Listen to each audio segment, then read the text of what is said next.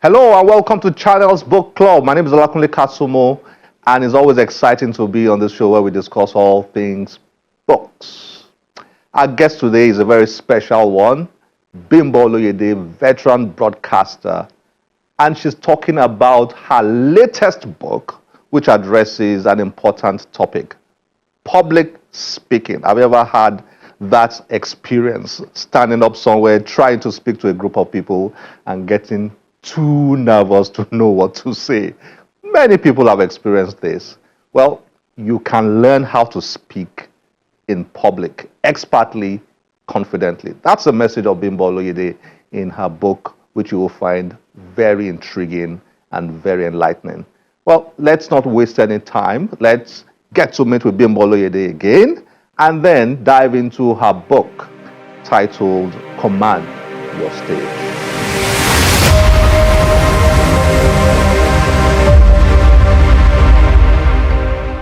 Bimbo Oloyede is an author, public speaker, trainer, and veteran broadcast professional for nearly 5 decades.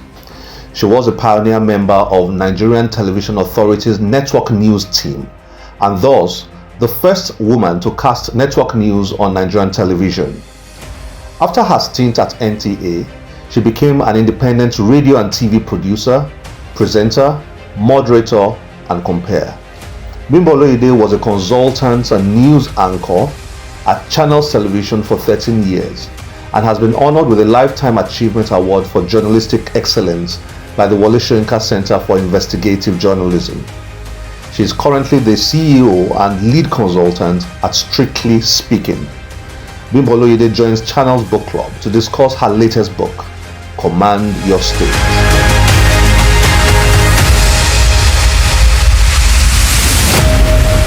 Bimbo Oloyede, nice to have you on Channels Book Club. Oh, nice to be here. I'm intimidated right now because this is a legend in front of me. Well done, all those years at NTA, Channels TV, of course, and wow. What was it like for you back then? I mean, it's a new world for you now, post TV, retired, into another life. What was it like for you back then? Well, it was exciting. Of course, at the beginning, it was new anyway. But I think it's I don't know. It's difficult to describe because you know. It was a normal life, really. Well, it became a way of life. Yes, I don't think it was a normal life, but it certainly became a way of life. And one really couldn't imagine a life outside of, well, the walls of a studio, you know, like this. So it was challenging, it was interesting, it was novel, and the most important thing to me at the time was that every day was different. So I couldn't get tired of it. It wasn't boring. Yeah, it was exciting. New news every day. Every day. Every second. But we put it that way. Every second, yeah. Oh, wow. It's really nice to have you at this side. Oh, it's not our first time though, but no, it isn't. But it's always I'm like, okay, is my diction correct? I have to be careful. That's what you said last time. Wow. Great. Command Your Stage. Who else would have written this? Well done. Thank you. Well done. This is a manual for every public speaker. And I think that I'm going to be encouraging a lot of people to get their hands on this. A lot. But what's the story? Why did you write this? Maybe that's a question with an obvious answer. But I would like you to share what led you here. I've listened to people over the years. I've listened to so many people, sometimes as a compere, sometimes as an MC, sometimes as a member of the audience. And I've listened to people struggle. Some people don't even know they're struggling, but I can tell by the way they are presenting their speeches that they are struggling. I've also trained a lot of people, and so in the course of that training, I realized that there are a lot of people who are adversely affected by the thought of speaking in public. And yet, if you can conquer that fear. That fear, yes, some people might even say a phobia. If you can conquer it, then honestly, it's plain sailing all the way. So I just thought that I should harness my experiences, do some research, and put something together that helps those who are novices, those who are terrified, help them to demystify the idea of speaking to an audience. And for those who are used to doing it, give them perhaps some new ideas, a few tips about how they can improve upon their presentation.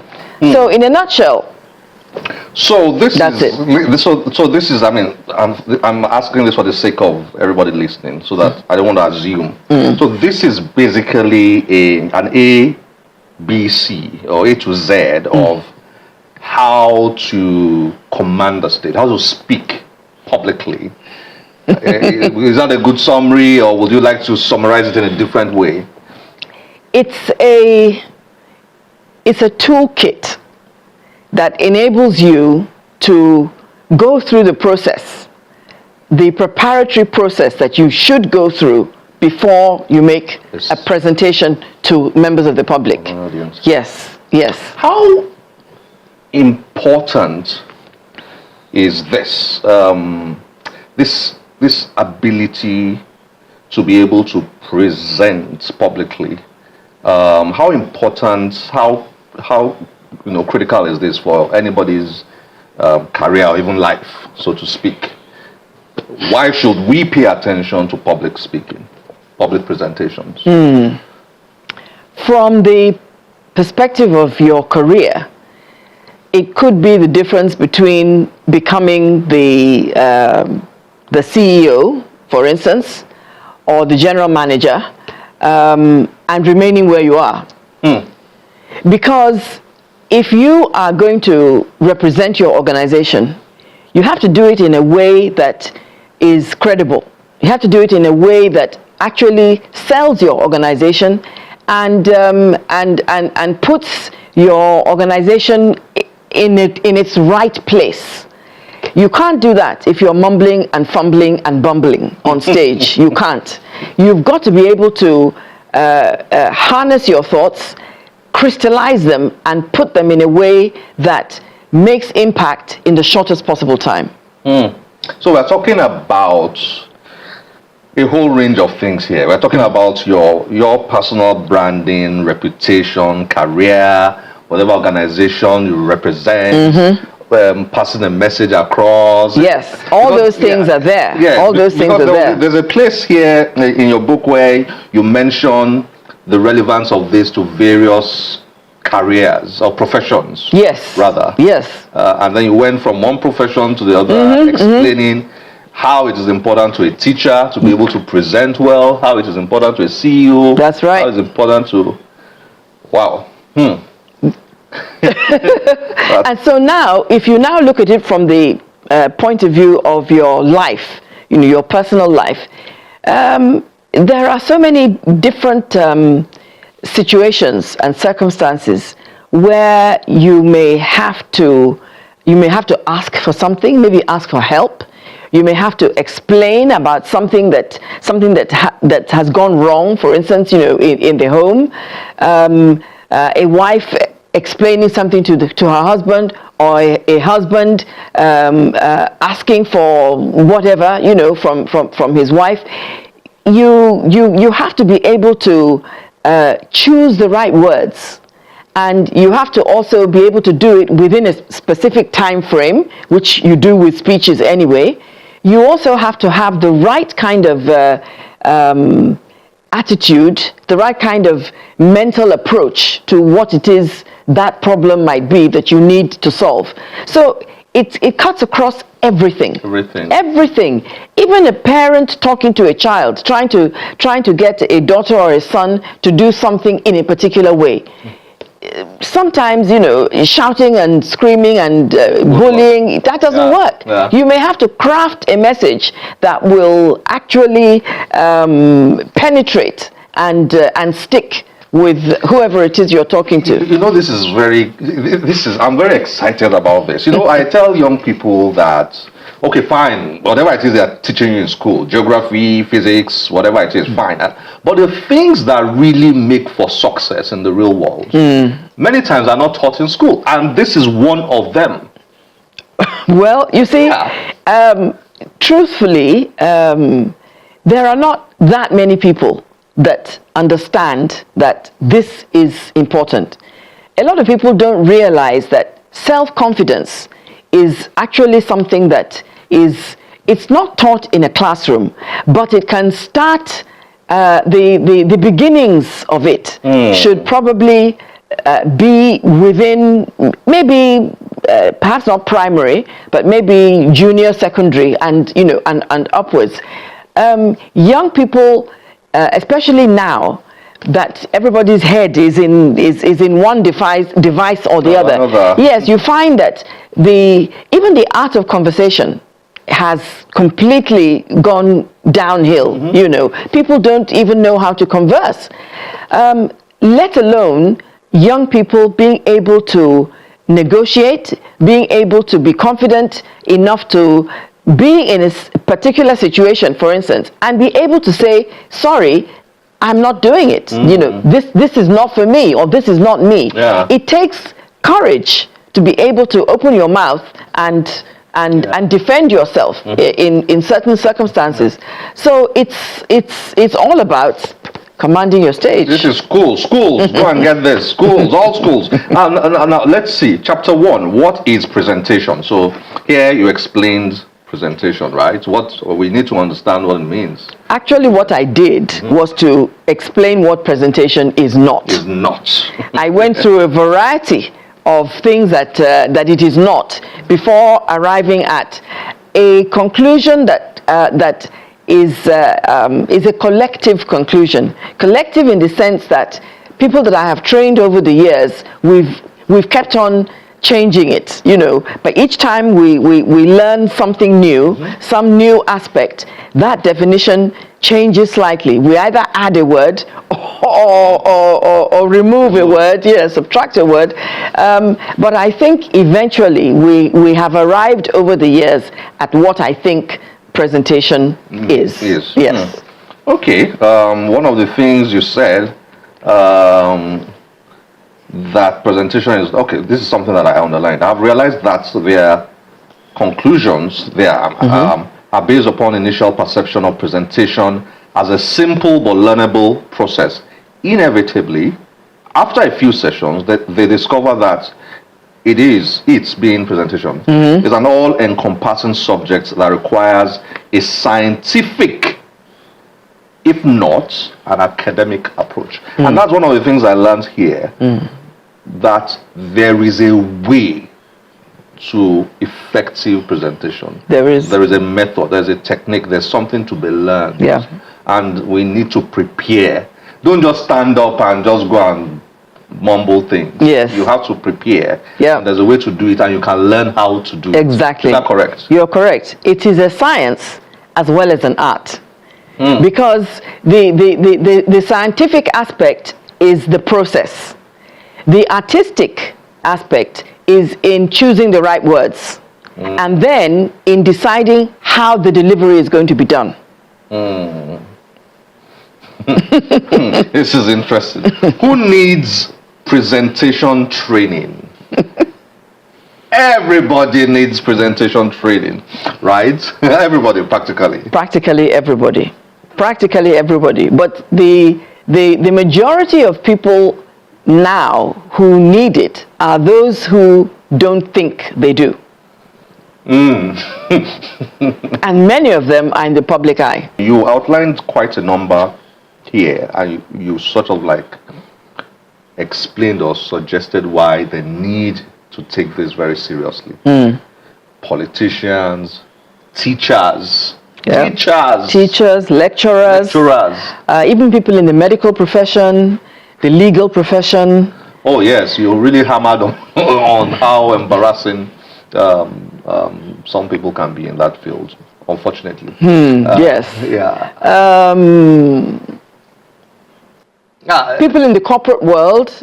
Media. Yes. Oh, I mean, that goes without saying. Yes, that is a given. That is a given. But, outside the media, outside our profession, the broadcast profession, yes, a lot of people need presentation training. We all need that training. Yes, yes. It's very key. Then, the big question, do you even deserve an audience? Yes, I found myself giving a whole chapter that title. Do you really deserve an audience? What have you done? What effort have you made to satisfy your audience? To make your audience feel that you deserve to be speaking to them, and that they are not wasting their time by sitting in the audience. I mean, if people have given you their time, yes, they're offering you their time, they're offering you their attention, and then you just go there and just say rubbish. Oh, I mean, everybody will be upset, then of course. You are not deserving of. You're not. And you're not doing yourself any favor either. Because a lot of the acceptance, a lot of the credibility that goes with being a speaker is character. You as a person. So it's not just what you are offering in terms of the information. Of course, that's got to be correct. Or the delivery, which also has to be right. But who are you standing in front of that audience? Can we believe what you're saying? Can we accept that you've done your homework and that you respect us as being members of the audience? Yes. So part of the motivation for dedicating yourself to preparing for a public presentation is respect for the people that are coming to sit down and listen to you. Yes, you have to respect them. Otherwise, you might not make the required effort. But you also have to respect yourself. Yeah, because it's bad for you if you go if you go and mess up. It really is. I mean, where you have an audience that boos, or an audience that in disgust gets up and walks out, no, it is not. Really it's not pleasant. It's not pleasant at all. Barriers to effective presentation. The first one you said you listed here, psychological barriers. So I think it's the first one, and that's so powerful. If you don't deal with the psychological barriers, then that presentation is likely going to be poor, right? Yes, that is actually, I think that's the major one. Believing that you can't do it, whether you can or not. Yes, you might be able to, actually, but if you don't think you can, then you won't. And in fact, that you can't. You can't. So you've got to be able to be confident enough to believe that you are worthy of being listened to, that the information you want to share is something that is going to add value to whoever is listening, that you as a person also is worthy of being accepted. And by the time you go through the process, you will find yourself in a much more confident space, because it takes time to get ready. You haven't got time at that point to worry too much about whether you're doing it well or whether you're going to do it well or not. So by the time you've gone through the process, at least you are 60% there, because the unknown, part of the unknown has already been conquered in that process. Yeah. So where do we get this book? I hope it's out there, all over out there. Where do we get this book? Because everybody listening to me right now should be looking for this, to read and to learn and to understand. And then, I mean, you really become a very powerful person, in quotes, if you are able to command your stage. Isn't that correct? Power is relative. Yeah. but you do become Influential. Yes, you can be influential, but I think more than that, you are confident about who you are, and what you have to offer, and you can stand your ground. People may disagree with you, and they have a right to disagree with you, but your opinions matter, your decisions matter, and if you can share those opinions openly and defend them, you're commanding your stage. Fantastic. So we can get this out there. You Right? can, yes, you can get it. Bookshops, Yes, Amazon, it's definitely Amazon. and okay, all Yep, that. Okay. seller Okay. and bookshops. Fantastic, fantastic. It's been a pleasure speaking with you. Command your stage. And listening to the woman who has commanded her stage for many years. Thank you for joining us on Channels Book Club. Thank you very much, Kunle. I'm happy to have been here. It's a pleasure having you. Thank you. Thank you.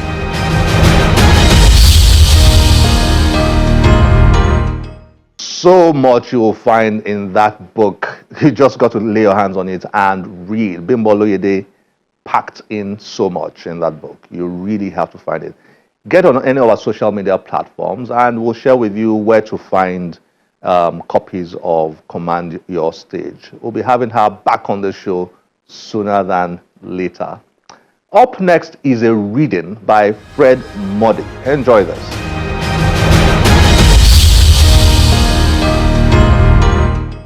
Hello everyone, my name is Frederick Maudy. I am the author of The Talent Coach. I will be reading some excerpts from my novel. I'll go to chapter 1. Everybody has talent. Everybody has talent. It's just a matter of moving around until you've discovered what it is. George Lucas. Other students here, Dr. Jordan inquired as he mingled with the animated audience. As a rule, he began his talks with an icebreaker. He found this an effective strategy for establishing a quick connection with his audience. Some of his favorite icebreakers included questions like, has someone ever mistaken you for a celebrity? What's your best talent? Can you describe yourself in one word? The last time he had asked his audience to describe themselves in one word, at the Organ Arena in central London, he had received modest answers such as creative, amiable, and kind. Perhaps the only honest answer he received that day was supplied by a certain rambunctious young woman who said gregarious, which was a true reflection of her personality. But the lively Londoners had made sport of the petty lady. It was Dr. Jordan who had come to her rescue in the face of the frenzied jeering that greeted her response. Today in Lagos, he had chosen a different approach. Dozens of hands went up at once. Okay, let me start with my friend in the blue tie. He finally pointed at the chubby lad in the middle row. What would you like to be when you grow up, son? I want to be an engineer like my daddy when I grow up. Super, like father, like son. A lawyer, the plucky boy sitting beside him quickly added, before anyone asked for his opinion. In standard Nigerian lexical parlance, he would have been described as being too forward. Fantastic. Is your daddy also a lawyer? Yeah. Good. Keeping it in family. And you? Dr. Jordan smiled encouragingly at a shy young girl in the front row near where he was standing. I want to be a musician, she blurted out. The audience dissolved into laughter on hearing this. Some people that did not appear to take kindly to the girl's choice of future career made fun of her. Several women passed comments around the hall in somewhat hushed tones. Most of the comments were less than kind. The poor girl ejected in her seat as everyone gazed at her. She squeezed her hands nervously and stared at the floor. She wished she had never opened her mouth. I just read some excerpts from my book, The Talent Coach. I hope you enjoyed watching. Thank you.